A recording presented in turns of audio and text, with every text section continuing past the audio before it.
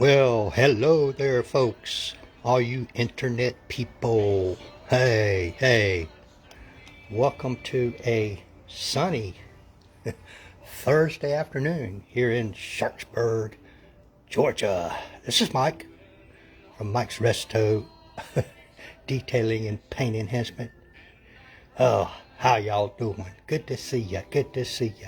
Well, folks, we're continuing on our current project here. This 1941 Ford pick-em-up truck, hot rod, resto mod, whatever you want to call it. It's bad. It's got a 383 stroker in it with I think he called it a supercharger. I couldn't show you guys the engine earlier, but I'll see if I can get it now. There you have it. And what I understand, that down there is the so-called supercharger, turbocharger, whatever the hell you call it. Ooh-wee. The carburetor's sitting on top of it, so he told me. All kind of chromed out stuff in there. Nice. Pull this back down temporarily.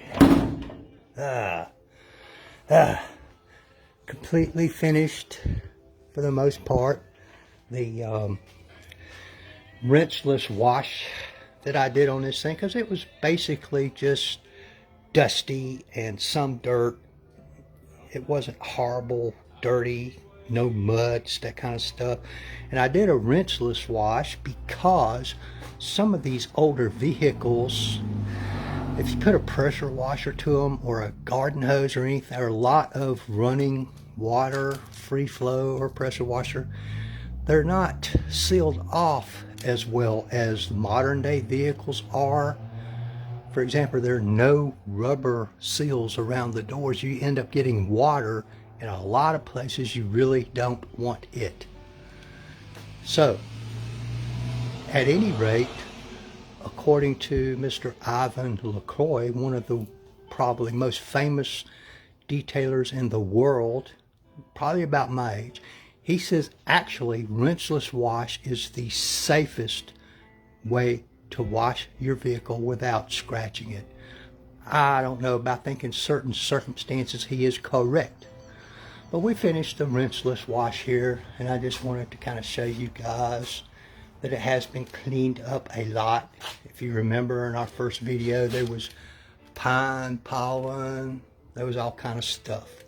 But what I'm going to demonstrate to you here now is, right now, it passes the 4-foot test. Let me tell y'all something. Cleaning all down in those things was a real pain. Ooh, somebody's watching. I can't tell who that is. A little bitty picture there in the corner.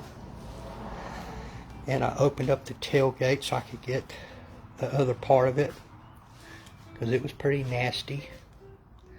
Ooh-wee.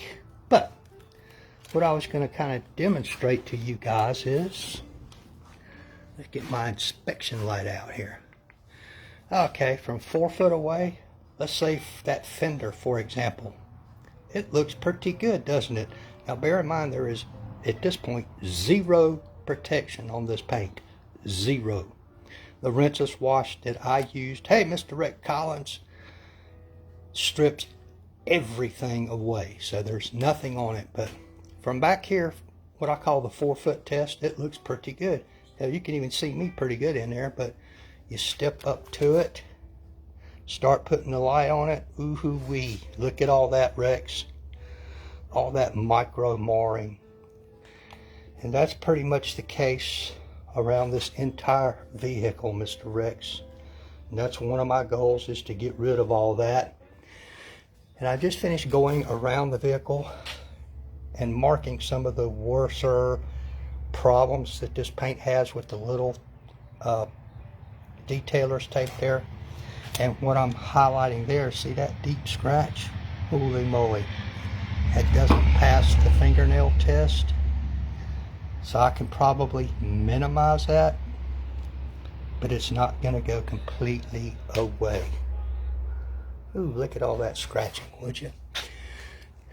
It's on got it on the hood, and for some reason these areas on most vehicles are even worse a lot of times than the rest of the vehicle. Look at that, Mr. Rex. Holy cow. Holy cow. Man. And the hood, roof rather, about the same. I'm not going to climb up there.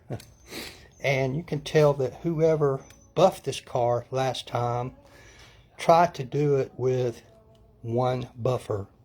For example, when I get to these little spots, I'll be getting to a smaller backing plate, smaller polishing pad, and probably a smaller buffer. But you can see, like right in there, I think y'all can see that right there, where they couldn't really get in there to that, and so they left it kind of crappy looking. A little bit of touch-up paint right there. There's some touch-up paint on different spots throughout this whole vehicle. Got a piece of tape right there to show you guys those. Kind of a bad spot there. A lot of scratching there.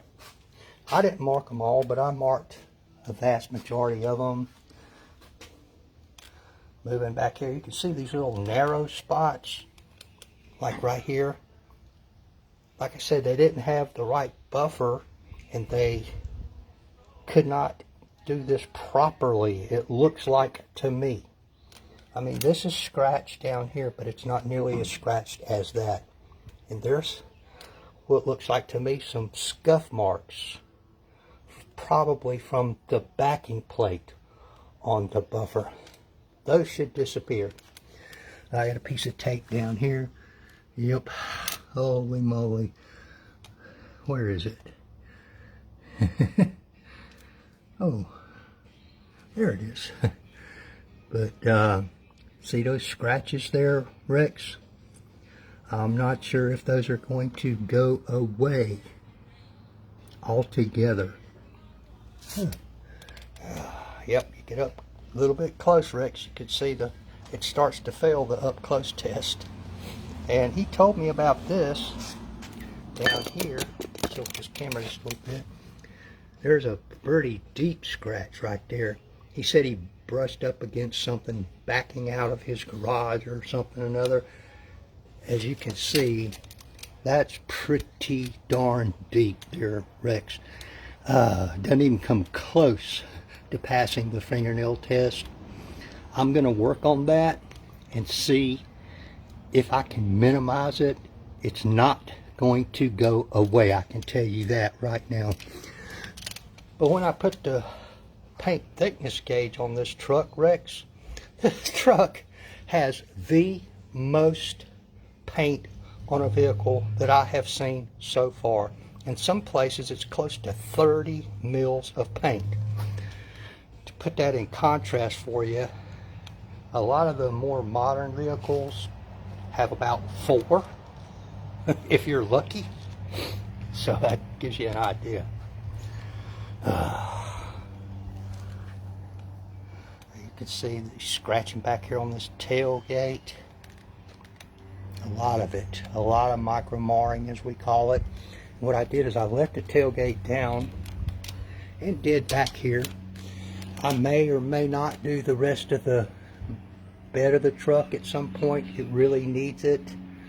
But I told him I wasn't including that in this budget. But hell, given the time, I might do it anyway. Holy cow. Yep, there's another piece of tape. I'm not sure what is going on right there. You can see up in here, kind of a little shadowy area or something. I'm not sure what that's all about. We got some more. This is kind of where the paint is cracking right there.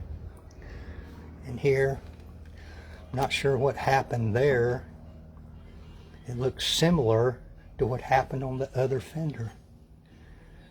Doesn't really pass the fingernail test. Not sure how good I'm going to be able to make that look. And you can see some more cracking in there. That's what that is. Not much I can do about that either. What we got down here? Oh, another scratch. See, that's pretty long. Pretty deep scratch, Rex. Pretty deep.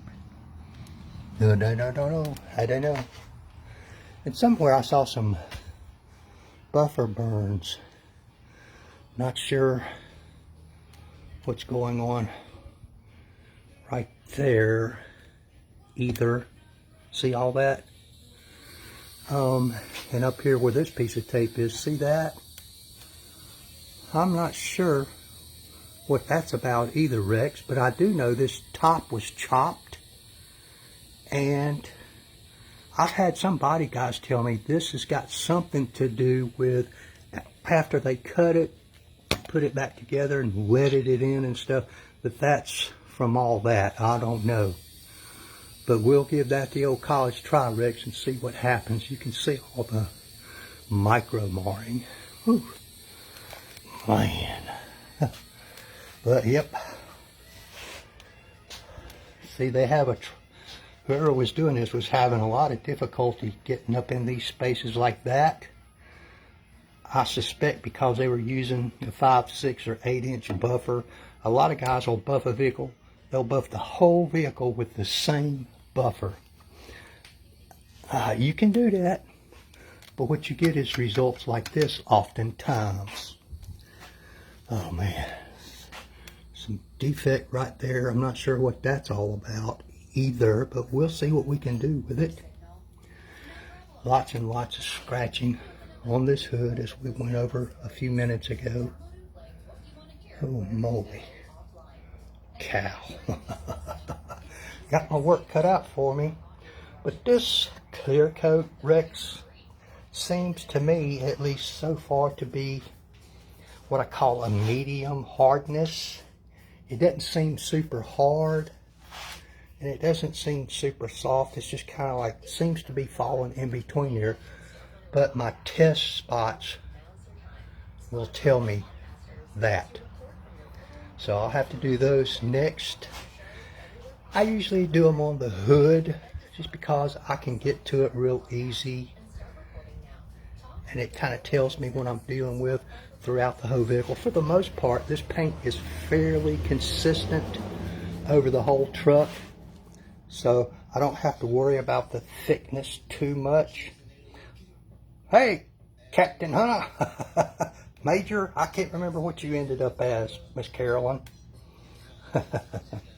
But it's going to be a lot of work.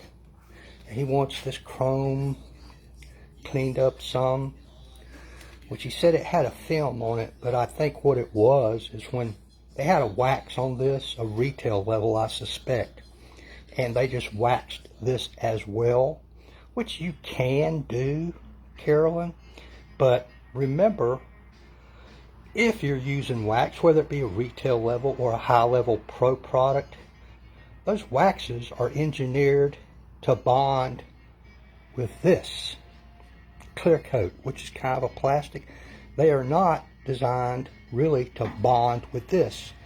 So you get, it shines it up a little bit and it looks good for a little while, but it's not really designed for that. So I would suggest getting a dedicated product that is designed for this. The same goes for the aluminum, headlight bezels, bumpers, all that kind of stuff, particularly on an older vehicle like this where it's true chrome. You don't see much of that anymore.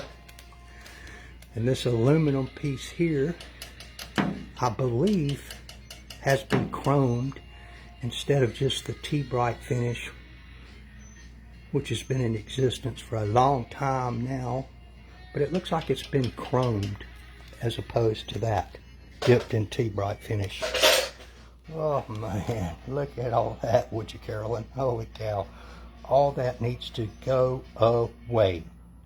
Like I said, Carolyn, from back here it looks good. Take a step up, get some light on it. Oh, you're like, uh-oh. And see what all this scratching does, even though this truck looks very, very shiny, and it is. But when it gets a little bit dirty with all those scratches, the dirt gets down in those and it makes the paint duller than it would be. And it also weakens the clear coat, and it does affect, you know, the shininess of the paint to some degree. The more it gets scratched, the less gloss and shine that you have. And all this stuff, Carolyn, that's from improper washing methods. I used 10 different wash mitts to clean this truck, and I think 4 or 5 different drying towels. Once I figured the wash mitt was dirty, I didn't try rinsing it out and all that junk. It went into the laundry over there, and I would grab a fresh one. There's a fresh one still in my bucket. They're soaking in the rinseless wash solution, which I was spraying on with this battery powered sprayer, as well as I also had some in this little spray bottle. Clay lube. I had to clay bar a few spots. Oh man. But that's alright. That's alright. I'm getting ready to start doing my test spots, Carolyn. And after I do a couple of those, I may come back and do a subsequent video to this one. So that you guys can see what combination and solution I came up with. I suspect that, for example, here to here, I'll be able to use a 5-inch backing plate and a larger buffer. But when I get over here, this is a real sharp curve. And then it's flat from there down to there.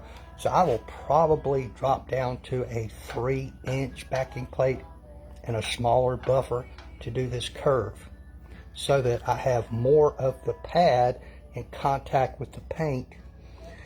Because if you just take a 5-inch or a 6-inch or even an 8-inch and you just tip it up on its side and do that, you've only got a very small amount of the pad actually contacting the surface. And it makes it real impossible to get in some of those spaces I showed you earlier in the video.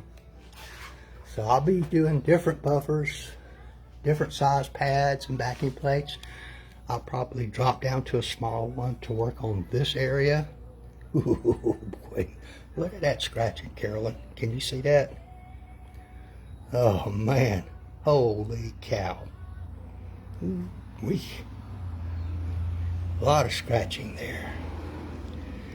And I think, Carolyn, one reason, this is my theory anyway, this is scratched a whole lot worse than this. And my theory is that when you have your wash mitt or towel or whatever it is you're using, whatever media it is you're using to wash the vehicle, you've got it spread out here. And your hand is like this, if that's what you're doing. And you don't have a lot of direct pressure on any one small area while you are washing it.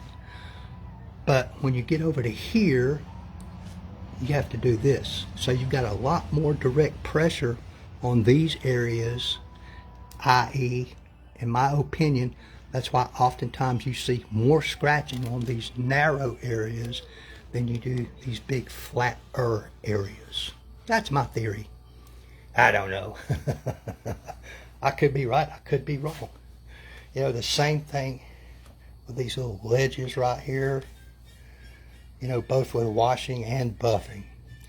Some of these smaller areas and crevices don't look like they were buffed at all to me. I say that's just the way it looks to me, Carolyn. I don't know. But I'll be doing a bunch of taping off now, and I'm going to put big old towels, big old beach towels down in here to protect this wood and that metal, so forth and so on here. And that over there is bed liner sprayed on, which is very rough. So you don't want any splatter or anything getting in that, because it can be kind of difficult to clean up.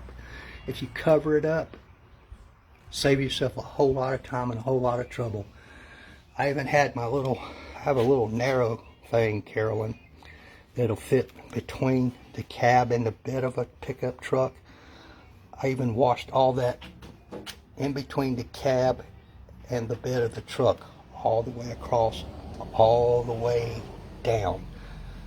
Not being able to get to that drives me crazy, but I managed to come up with a tool. I'd show it to you, but I don't remember where I put it right now. But I want to cover all that up so I don't end up doing a whole nother different cleanup task, because that could take forever trying to do that. As you can see, as usual, Miss Carolyn, I have removed the license plate so I could clean behind there. Yep, this little Resto Mods, it's got a little backup camera. That's right there. Pretty cool. This whole truck has been modernized. What I call a Resto Mod, he called it a hot rod, with that 383 stroker in it. Take a look earlier in your video, Carolyn. Look at the motor with the supercharger on it. This thing, I'm sure, would just absolutely boil the tires all day long. Holy moly. And I'll have to be kind of cautious and careful, Carolyn, around these emblems here. As I understand it, they were hand painted on. So I want to be careful there. Some more tedious work. All these little areas have to be done. These little ledges here. See, all this will have to be taped off up here. Will have to be buffed, probably with a 1-inch pad. I'm thinking all those little narrow areas. I'll even buff the hinges, which are painted. I'll be buffing all the chrome, because he was somewhat concerned about that. But hey, neat truck. All right, I'm going to get busy now. I'm going to do a little paint prep on this part of the hood. I always do that before I buff, and then after I buff, I do it also, because I want to remove all those oils and so forth and so on that are in the polishes, because they tend to fill in certain things. And when you wipe off, as they say, and check your work, if you don't paint prep it, you're not really sure what you're looking at.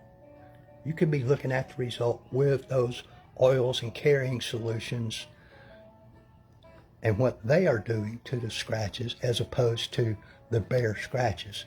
So I always paint prep it after I'm through buffing, so I can get a true picture of what I have accomplished.